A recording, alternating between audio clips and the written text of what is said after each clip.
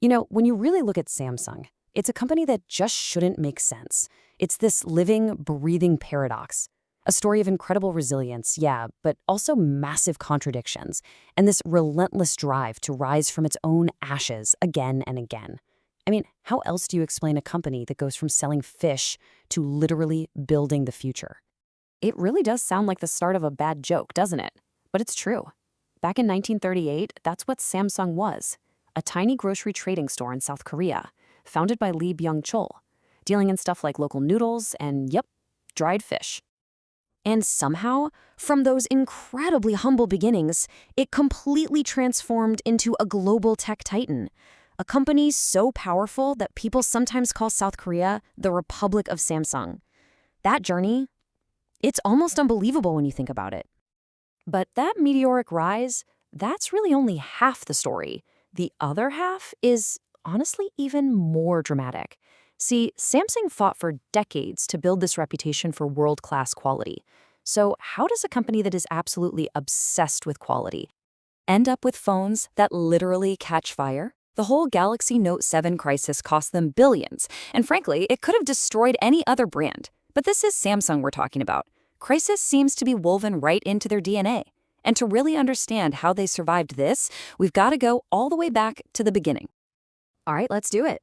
From groceries to gadgets, this is the story of how a simple trading company laid the groundwork for a global empire.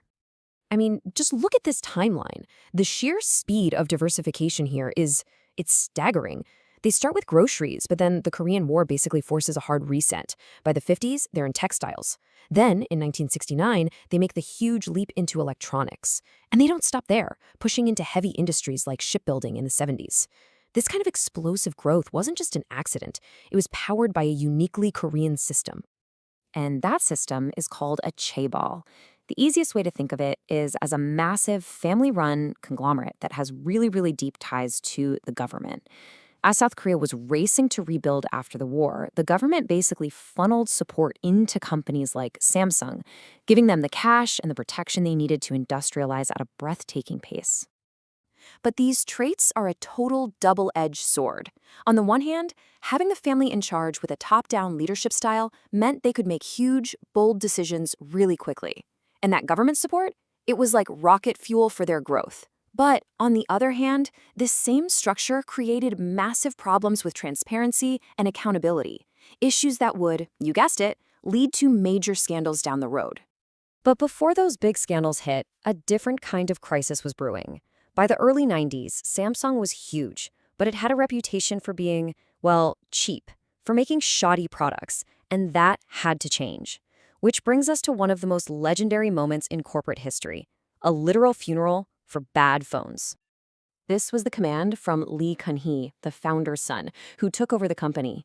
He just knew that making small, incremental changes wasn't going to cut it.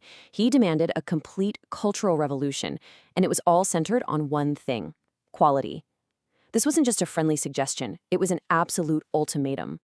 And to prove just how serious he was, he took 150,000 brand new but defective mobile phones and decided to make a very public statement. You heard that right. He had his staff pile up the entire stock of faulty phones and gadgets on the factory floor and set it all on fire. It was a literal funeral for the old Samsung, a multi-million-dollar bonfire with one crystal clear message. From now on, quality is everything, period. So this newfound obsession with quality completely transformed Samsung into a manufacturing beast. It also put them right in the middle of one of the weirdest, most complicated relationships in business history, their codependent rivalry with Apple, the ultimate frenemy. Okay, so the key to this whole thing is a business strategy called vertical integration. It basically means Samsung doesn't just put phones together, it actually makes a ton of the critical components inside them. We're talking memory chips, processors, the brilliant screens. Controlling the whole supply chain like that makes them an unbelievably powerful supplier.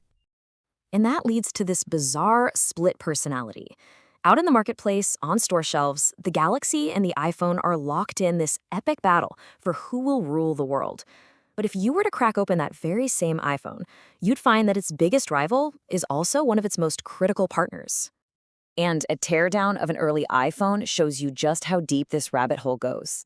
26%, over a quarter, of the total component cost came directly from Samsung. The processor, the memory, the very guts of the iPhone were made by its arch nemesis. Can you imagine that? Fighting each other in court over patents with one hand while cashing billion-dollar checks from each other with the other? That is the definition of a frenemy. But that dramatic, fiery funeral for bad phones, that wasn't Samsung's last trial by fire. Not by a long shot. The company that had become so obsessed with quality was about to face its greatest test yet, leading to another incredible comeback. The year was 2016. The phone was the Galaxy Note 7, and it was supposed to be Samsung's greatest triumph. Instead, it became a global punchline. Phones were catching fire, airlines were banning the device. It was an absolute, unmitigated disaster. The recall ended up costing over $5 billion, and it threatened to undo decades of hard-won brand loyalty. But this is where the story takes a turn. Instead of trying to hide or downplay it, Samsung faced the crisis head-on. They recalled every single device. They launched a huge, transparent investigation to figure out what went wrong. And, crucially, they created and implemented a new, super rigorous 8-point safety check for every battery and every product going forward. A direct, public response to their own failure. And the result of all that, it's honestly astonishing. Despite one of the most public and damaging product failures you can imagine, Samsung's brand value didn't just recover, it thrived. By 2023, it was still one of the top 10 most valuable brands on the planet, worth nearly $100 billion. It was yet another rebirth, another rise from the ashes. So this cycle of crisis and reinvention has clearly defined Samsung's past. The big question now is, what are they building for the future? Well, for one thing, they're not afraid to jump into the next digital frontier. They've actually built a virtual version of their big New York City flagship store inside the metaverse, which shows they're serious about playing with new ways to connect with people.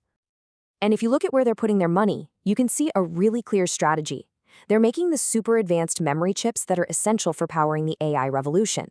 They dropped $8 billion to buy Harman, putting them right in the middle of the race for smart, connected cars.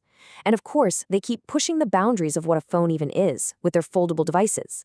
They're betting big on what's next. So, what have we seen? A company that started with dried fish, that literally burned its own products to learn a hard lesson in quality, that survived a $5 billion fiasco and just keeps reinventing itself. It really is the ultimate phoenix of the tech world. Which leaves us with just one question.